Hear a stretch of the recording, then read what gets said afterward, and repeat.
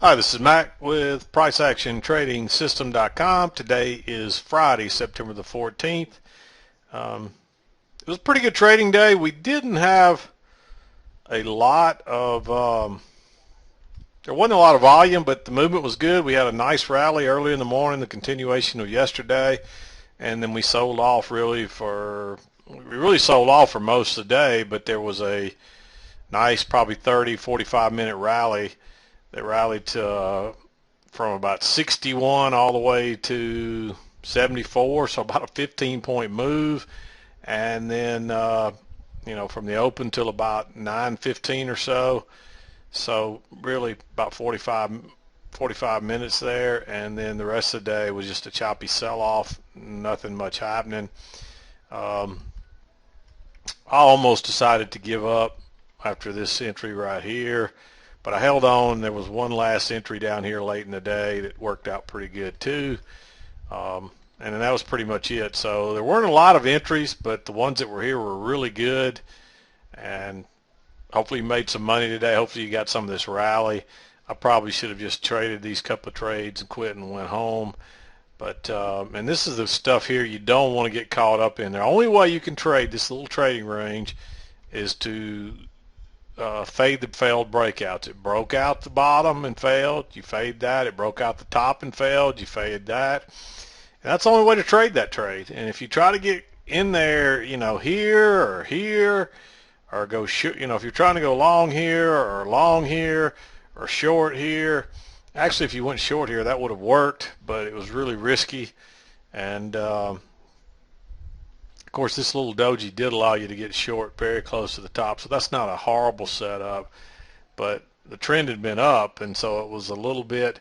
And if you notice, I got two trend lines drawn on here because originally I thought this was the trend right here, but then when we bounced here, I thought maybe it was going to be right here. And you got to watch both of these either way, because the odds are you're probably going to get a bounce here anyway, which we did. So, but even if you didn't have this, you should have seen this trade, this failed break lower out of this little trading range, and that was your clue to go long with the idea that prices are probably going to come back up to the top. And generally generally the trend is going to continue in the direction that we traded into the range. And look how strongly we traded down. Now, one trader approached me and sent me an email. I guess they entered above this bar right here, but there's no reason to enter long right here. That is a huge bearish move down. It's only one leg, and you got to at least wait for a second entry, which came right here. And then by that time, you got all these overlapping bars, and you got these up down bars, so that's not a good entry. So there really wasn't a good long entry till right here, and you can see how well that entry worked. And this short might have caught you off guard, but you should have been expecting that we need some other leg down. We had such a bearish leg, and if you measure this, here's what I would call the first leg down, really, probably even to right there, and then you got another leg, and we didn't quite make that, but this is close enough. We caught this support here, and it's Friday, but that's really, really close. And if you use the closes, it's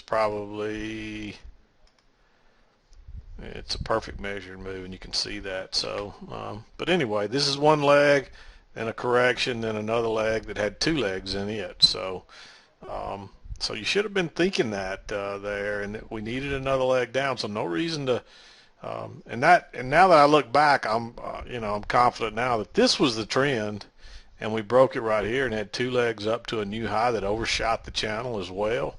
And all this is a copy of that line right there, drug to the top of the price action, and that's where we stalled. So that's why I marked that in green, because that is a possible short. It's a counter trend trade, and it's very risky. But if you're good enough with the price action to realize this is the top of the channel, then you can take this. I didn't take it today. I was a little late getting here, so I missed this original entry right here. I didn't get to the office till 9 o'clock today. I got here just in time to catch this trade right here, and I almost didn't enter this trade because of all the overlap. But as you can see, we came back once, we went up, we came back again. This is really a two-legged pullback after a very strong leg up, so you got to be thinking a second leg. And that was the reason that I didn't short this, and I'm going to show you this real quick.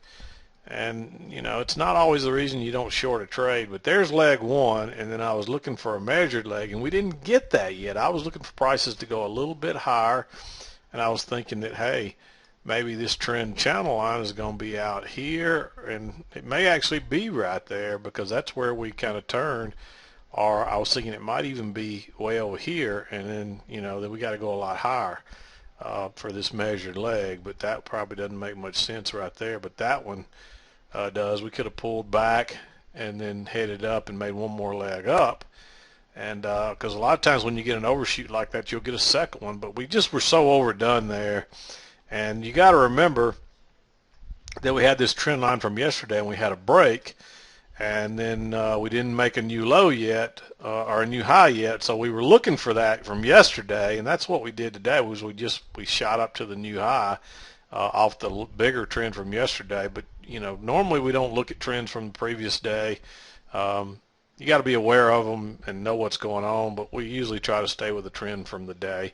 And one other thing I want to mention before I forget, and then I'll go over the trades real quick, and then it's Friday, I'm going to call it a day, so I'm going to try to get through this a little quick. And again, there aren't a lot of trades here to even talk about, but a question I get almost daily from new traders is people ask me about tick charts, and they say, my tick chart doesn't look like yours.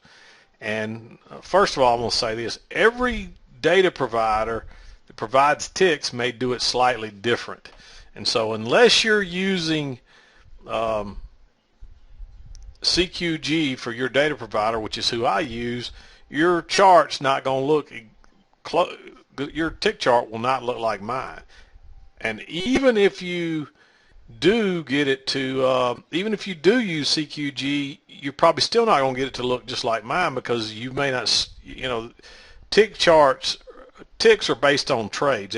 Each tick is a single trade, and so but the reason we like to use them is because they allow you to see more. They allow you to see more of the price action, so it's really good. And my headphones are beeping at me, telling me my battery's about to die. So I hope I can get through this thing today without losing you. If suddenly the volume disappears and I don't get through this, you'll know why, because it takes this thing a couple hours to recharge. But at any rate, your tick charts are never going to look the same. Just get them so because you use a different provider than me, or even if you use the same one, it should look close to mine. The patterns are what matters. Your bars are never going to look the same. But if you're using a different data provider other than CQG, then you may have to alter your data provider may filter the ticks, and you may be getting fewer ticks, or you may be getting more ticks than what mine shows. So just play with just because I use a 2000, just play with yours until it looks pretty close to mine. But remember, you're never going to get the bars to look exactly the same. That's impossible. I can refresh this chart right now, and I guarantee you these bars, some of the patterns won't change, but some of the bars will. And instead of having 2 or 3 dojis down here, we may have one doji and then one more bullish bar. So hopefully that answers your question. Let's go over the trades real quick because I'm about to lose my volume. This is a second entry long during a pullback to the EMA. There's one leg back, move up, second leg back. It's also a breakout pullback above these highs that came back and tested them. And you can see those highs across there from yesterday. We came back and tested them. So it's a second entry long, a two-legged pullback, a possible trend line. We didn't know if this was going to be the trend line yet or not, which I don't think it was. I think this was the major trend line, but I think this was an alternate trend line that obviously other people saw, because look at that bounce right off of it. This is another second entry long, a two-legged correction. There's your new high, your pullback, your move up, then you came back down and tested this and then went back up. So going long above that was a good trade.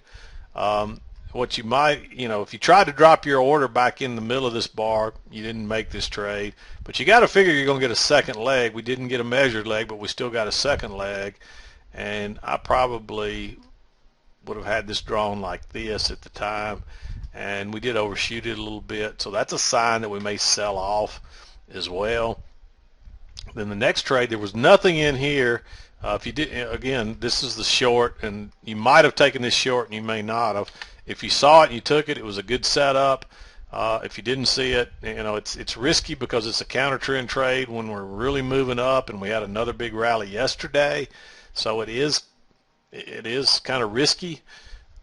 But if you saw it, it's a good trade. So then your next long was, we went in this trading range. This was a failed break lower with a nice reversal bar. So long right there. It was an easy scalp. Nothing more than that. Then there was a short from up here when we failed out the top side. It was better to wait on this bar and go short right here. But if you went short right there, not necessarily a terrible trade, but not a good one. You need at least some start of show of bearishness.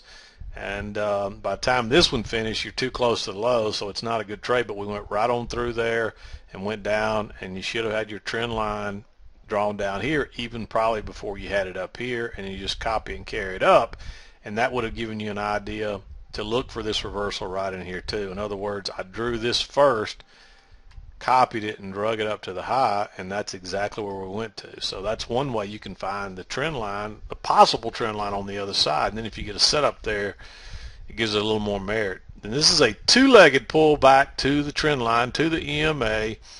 And on this one, you would have got a chance to drop your limit order further back in here because prices did back up quite a bit. But at the very least, you could have gone short right there, and you can see it took a little bit of work, and you could have even dropped your order back in this bar here. And but this is a two-legged pullback to the EMA and trend line. A very good setup. Again, it was good for only a scalp, and we made this double bottom here, and then made this inside bar. If you weren't exited yet out of your runners, you should have. And I didn't make any mistakes with my runners today. I played them pretty well. Most of them worked out pretty good. So, and you should have been looking for a two-legged, remember your two-legged correction here, and by the time you got down here, you were so close to it that that was another reason to exit. So, but that was it for the day. I'm going to wrap it up. I hope I still got volume. I'm hoping you can still follow this, but if not, I apologize. And I'll see you Monday. This is Mac with PriceActionTradingSystem.com.